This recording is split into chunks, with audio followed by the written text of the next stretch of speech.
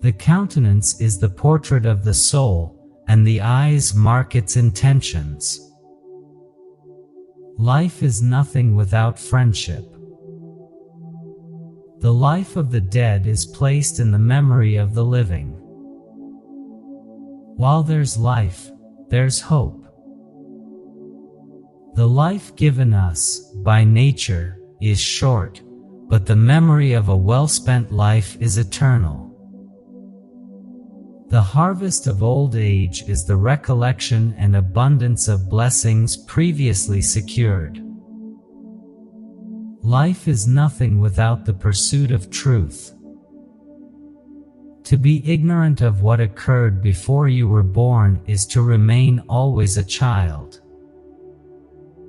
The life of the living is to live life to its fullest.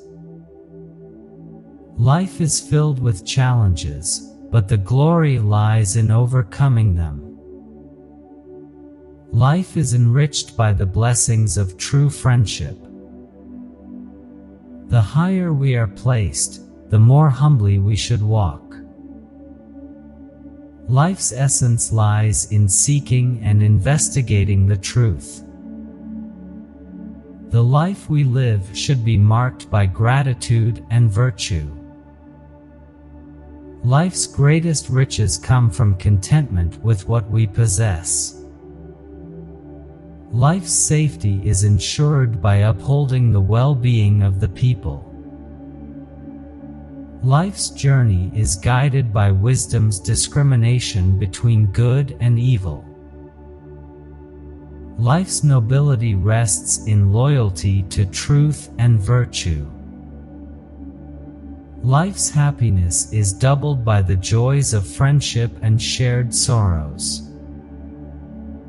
Life's greatest duty is the pursuit of justice and respect for all.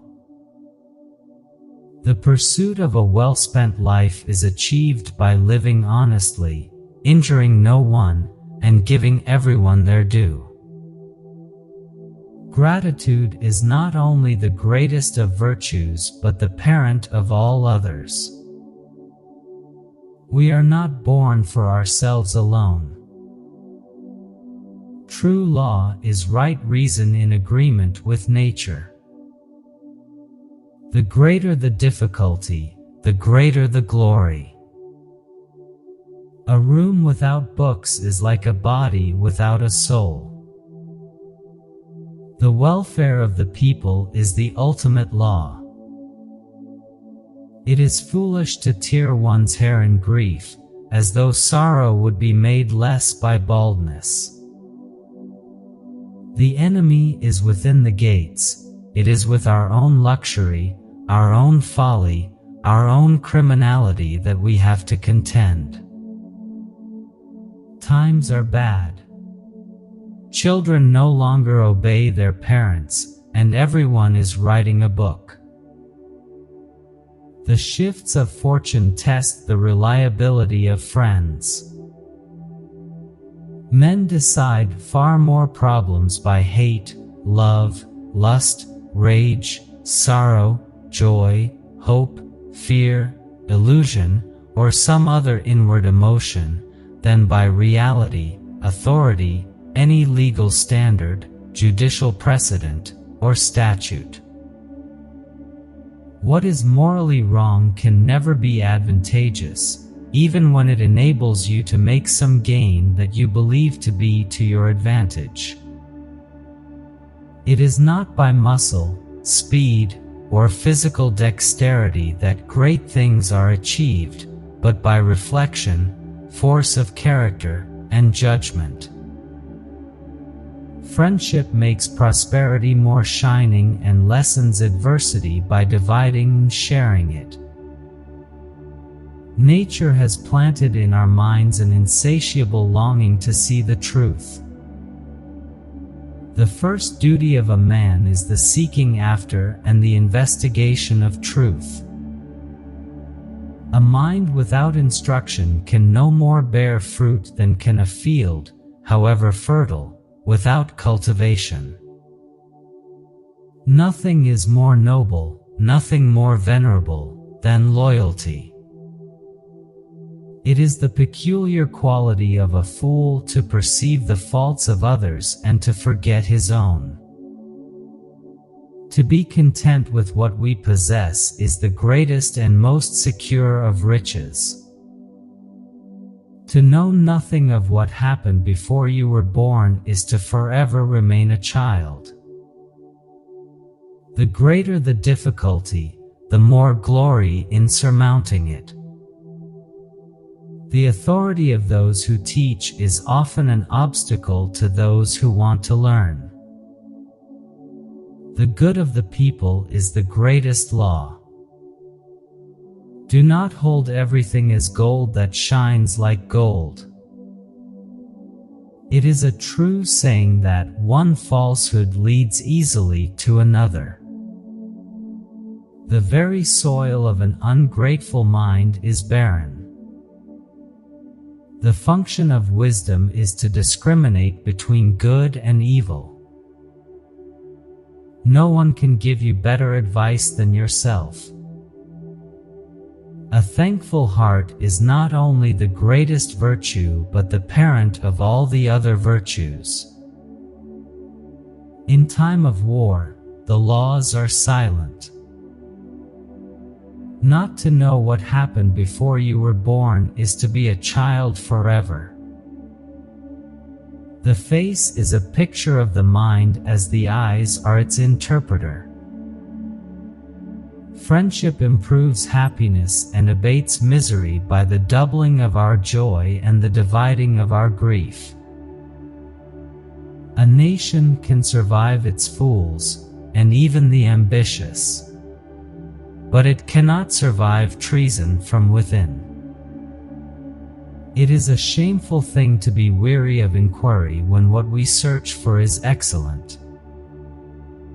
The safety of the people shall be the highest law. The eyes, like sentinels, occupy the highest place in the body.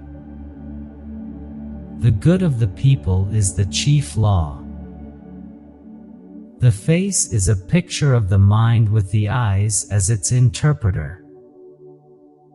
It is a rare mind indeed that can render the hitherto non-existent blindingly obvious. True law is right reason in agreement with nature. It is of universal application, unchanging and everlasting. It summons to duty by its commands and averts from wrongdoing by its prohibitions. He only employs his passion who can make no use of his reason. Freedom is a possession of inestimable value. It is the nature of every person to err, but only the fool perseveres in error. The pursuit, even of the best things, ought to be calm and tranquil. The life given us, by nature is short, but the memory of a well-spent life is eternal. The precepts of the law are these: to live honestly, to injure no one, and to give everyone his due. Justice consists in doing no injury to men, decency in giving them no offense.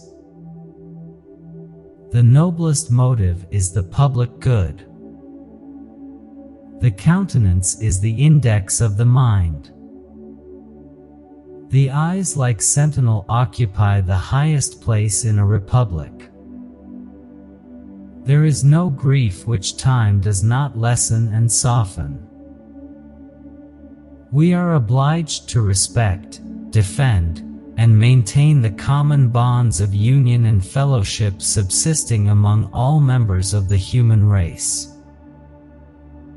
What is more shameful than to equate the tyranny of the sword with the rule of justice? True glory consists in doing what deserves to be written, and in writing what deserves to be read. The safety of the people is really the supreme law. No one can be a friend if you know not whether to trust or distrust him. The countenance is the index of the soul. The countenance is a picture of the mind, the eyes its interpreter. The safety of the people is the highest law.